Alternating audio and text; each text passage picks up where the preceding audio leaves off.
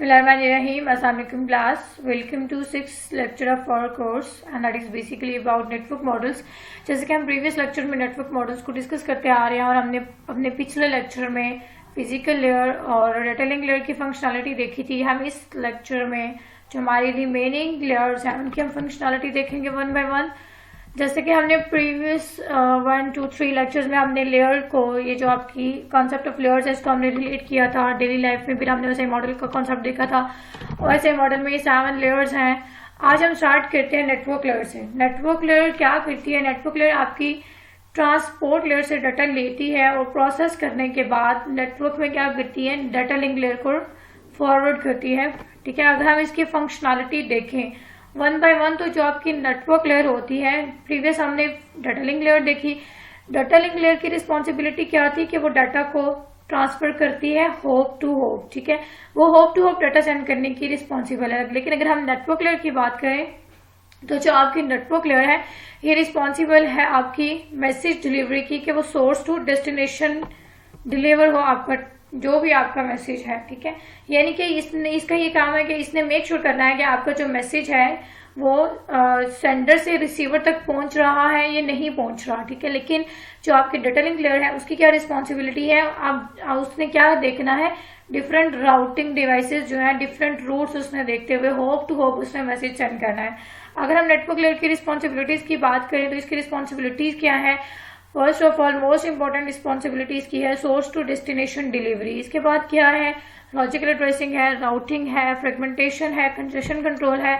One by one हम इसको देखते हैं। सोर्स टू डेस्टिनेशन डिलीवरी, अगर हम सोर्स टू डेस्टिनेशन डिलीवरी की बात करें, हम सपोज करते हैं, ये वही बातें जो हम प्रीवियसली डिस्कस करते आ रहे हैं, वही बातें बार बार आपकी रिपीट हो रही हैं। यहाँ पर देखें, ये लिखा हुआ है होप टू होप। अगर आपका ये एक सिस्टम है, ठीक है, लेट्स सपोज कि ये एक नेटवर्क है और यहाँ पर क्या है, एक ये नेटवर्क है, एक ये नेटवर्क है, 3 नेटवर्क है। ठीक है, 3 डिफरेंट नेटवर्क्स हैं जो कि डिफरेंट आपके डिवाइसेस के थ्रू कनेक्टेड है। ठीक है, अब यहाँ पर ये क्या हो रहा है कि जब भी आपका मैसेज ए से सेंड होना है डी को या ए से सेंड होना है एफ को, तो इसके लिए मल्टीपल रूट्स हैं आपके पास। ठीक है, पहले इस ये जो आपका राउटर है इसके साथ कनेक्टेड है, फिर यहाँ पर फिर इसके साथ, और ये आपके क्या है, चैनल्स और लिंक्स हैं। ठीक है, तो यहाँ पर ये जो होप टू होप डिलीवरी है ये किसकी रिस्पॉन्सिबिलिटी है? आपकी डाटा लिंक लेयर की रिस्पॉन्सिबिलिटी है। लेकिन हम बात कर रहे हैं नेटवर्क लेयर की, तो नेटवर्क लेयर ने क्या करना है, सोर्स टू डेस्टिनेशन डिलीवरी उसने क्या करनी है कि उसने मेक श्योर करना है कि आपका जो डाटा है, वो जो भी आप मैसेज सेंड कर रहे हैं वो सोर्स से डेस्टिनेशन पे कैसे जाता है। ठीक है, अब ये क्या करेगा कि क्या वो जो वो टेक्स्ट सेंड कर रहा है वो जंप करके इस डेस्टिनेशन पे पहुंचेगा? ऐसे नहीं होता। कैसे डाटा सेंड करती है आपकी सोर्स टू डेस्टिनेशन, कैसे डिलीवरी होती है?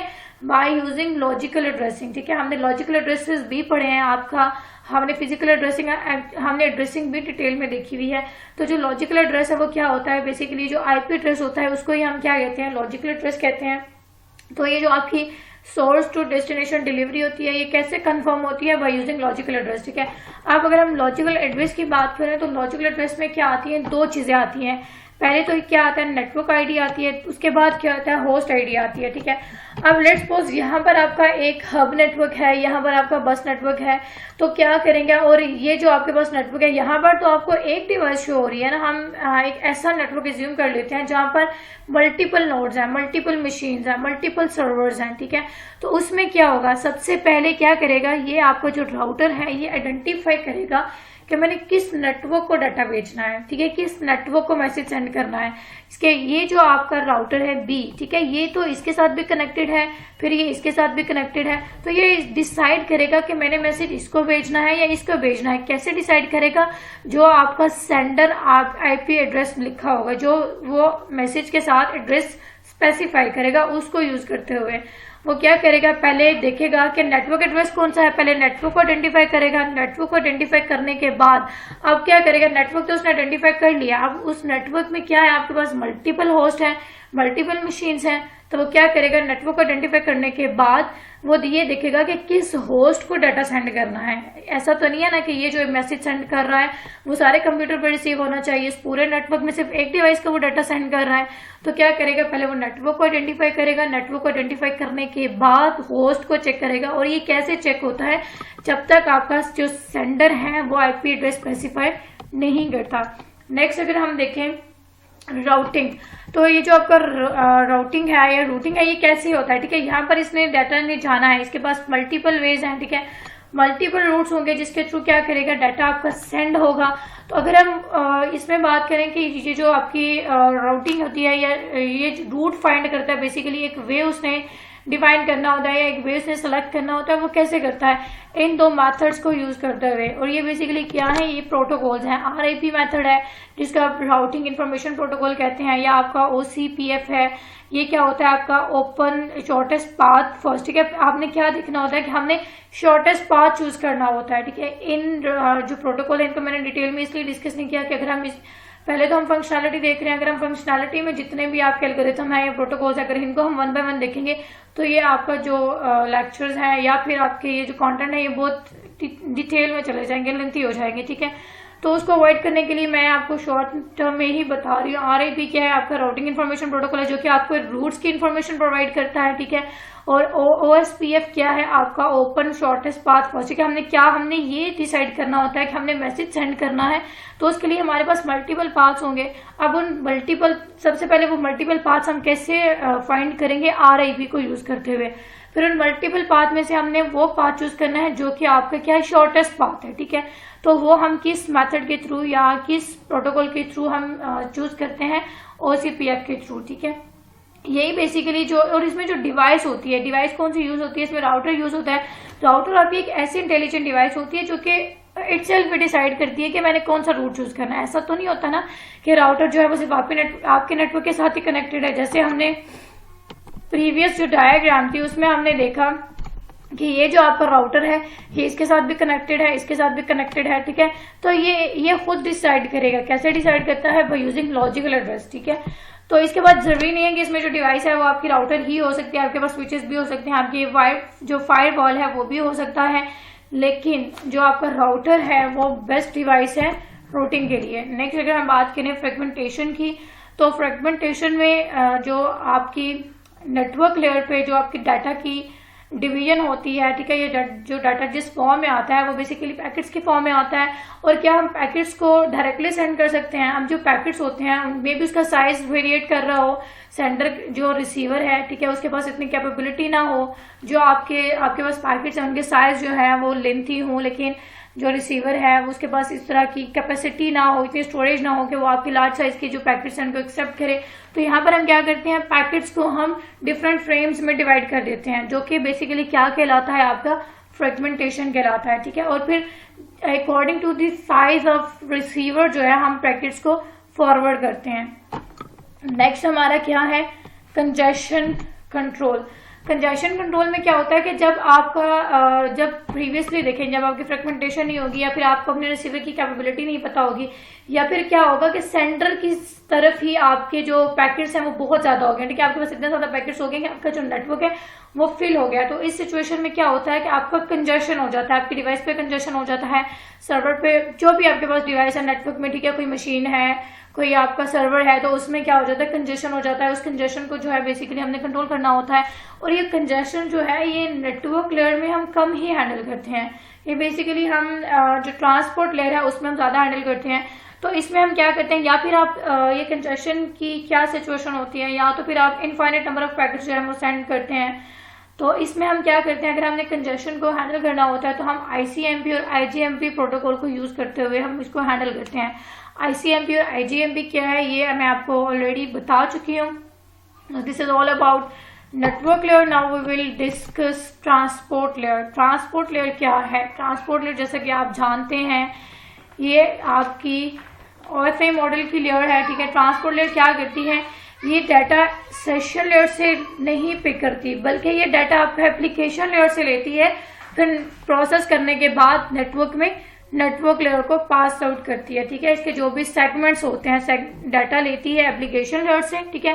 एप्लीकेशन लेयर से वो कैसे लेती है, स्ट्रीम्स की फॉर्म में लेती है, उसको कन्वर्ट करती है सेगमेंट्स की फॉर्म में, फिर किसको देती है, नेटवर्क लेयर में, ठीक है। और वो सेगमेंट्स में क्या होते हैं, बेसिकली पैकेट्स होते हैं, जो कि नेटवर्क लेयर क्या करती है, उन पैकेट्स को फ्रेगमेंटेशन, ठीक है, इनके फ्रेम्स बना देती है, फ्रेगमेंटेशन में उसको कन्वर्ट कर देती है और फिर फर्दर प्रोसेस करती है आपकी डाटा लिंक लेयर। तो इसकी अगर हम बात करें, सबसे पहले हमने क्या देखा कि डाटा लिंक लेयर कैसे डाटा सेंड कर रही थी, होप टू होप, ठीक है।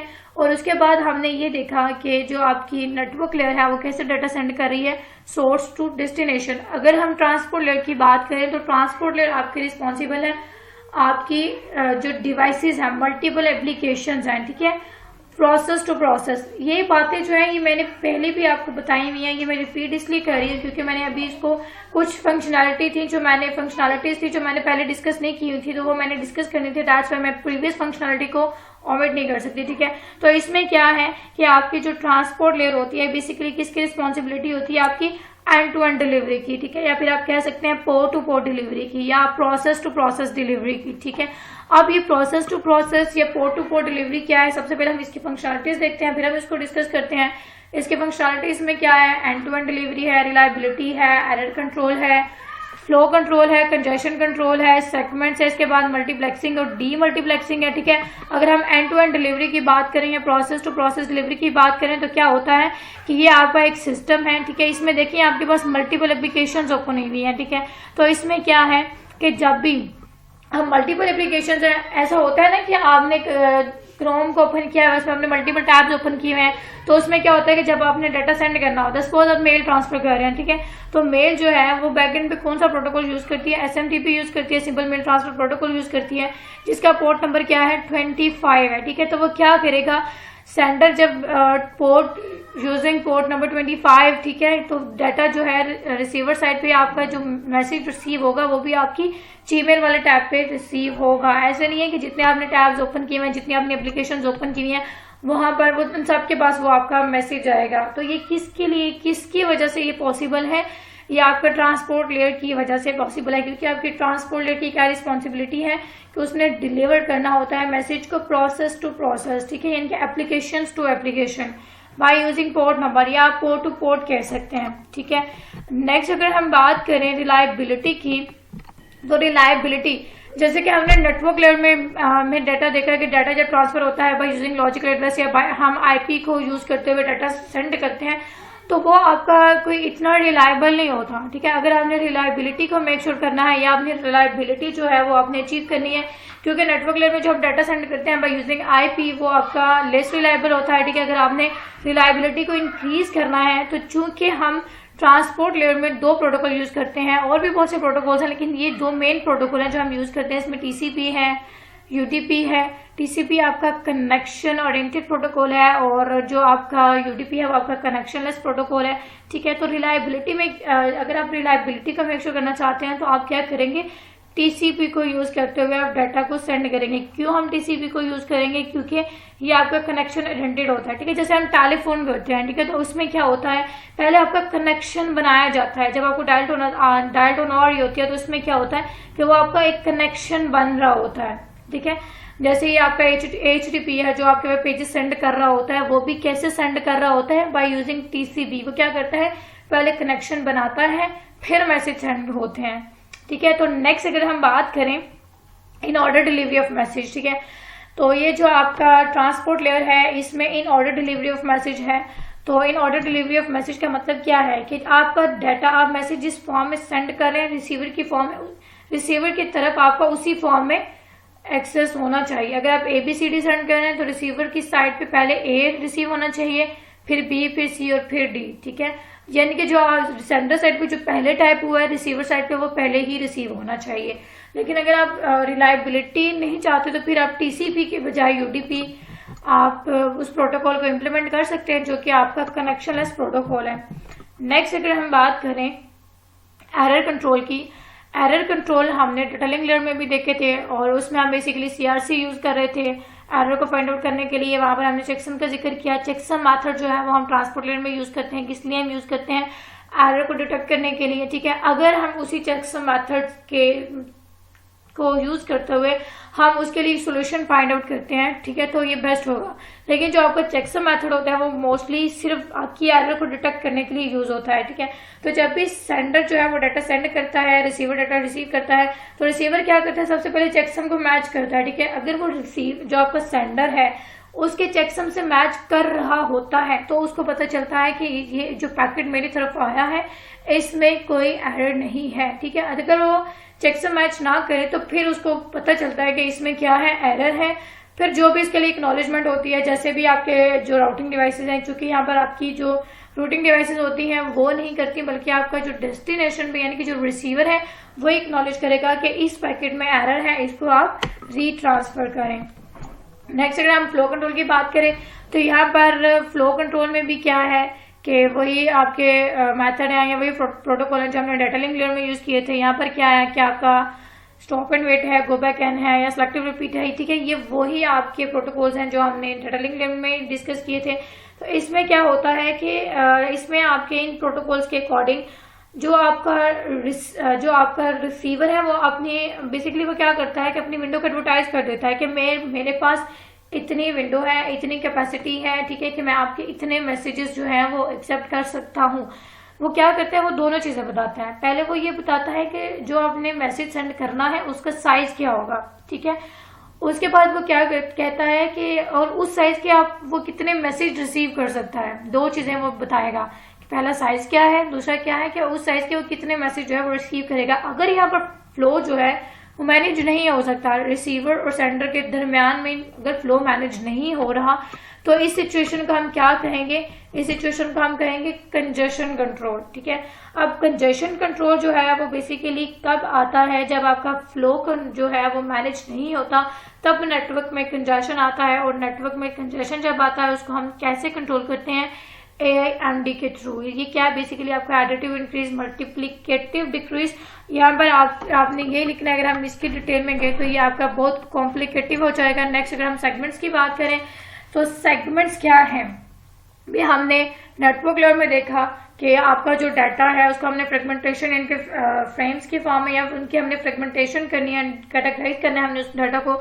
तो यहाँ पर सेगमेंट्स की अगर हम बात करें तो जब एप्लीकेशन लेयर से जब डाटा आता है, ठीक है, तो वो उसकी जो लेंथ होती है वो डिफाइन नहीं होती, ठीक है, यानी कि वो डिफाइंड लेंथ की फॉर्म में नहीं आता, वो आपकी कंटिन्यूस स्ट्रीम की फॉर्म में आता है 01010101, ठीक है। तो क्या आप इसी जो स्ट्रीम है उसको डायरेक्ट सेंड करेंगे, नहीं, ये पॉसिबल नहीं होता। आप उस स्ट्रीम को डायरेक्ट सेंड नहीं करेंगे, पहले आप क्या करेंगे, उसकी सेगमेंटेशन करेंगे, ठीक है, उसको सेगमेंट्स में डिवाइड करेंगे। फिर सेगमेंट्स में डिवाइड करने के बाद आप क्या करेंगे, उसको नेक्स्ट फॉरवर्ड करेंगे। नेक्स्ट हमारा क्या है, मल्टीप्लेक्सिंग एंड डीमल्टीप्लेक्सिंग। अब मल्टीप्लेक्सिंग एंड डीमल्टीप्लेक्सिंग में ये वाला जो टॉपिक है, ये कॉन्सेप्ट भी हमने प्रीवियस अपने डेटा लिंक लेयर में देखा था। अगर हम इसको ट्रांसपोर्ट लेयर में देखें, जैसे हमने वहां पर देखा था कि हमने एग्जिस्टिंग चैनल को यूज करते हुए ही, ठीक है, यानी कि एक ही चैनल से हमने मल्टीपल चैनल्स के काम ले लिए हैं, ठीक है, एक ही चैनल को हमने मल्टीपल वे में यूज कर लिया बाय डिवाइडिंग फ्रीक्वेंसी। ये क्या होता है, आपका मल्टीप्लेक्सिंग होता है। तो यहाँ पर क्या है, वही कॉन्सेप्ट आप यहाँ पर यूज कर सकते हैं।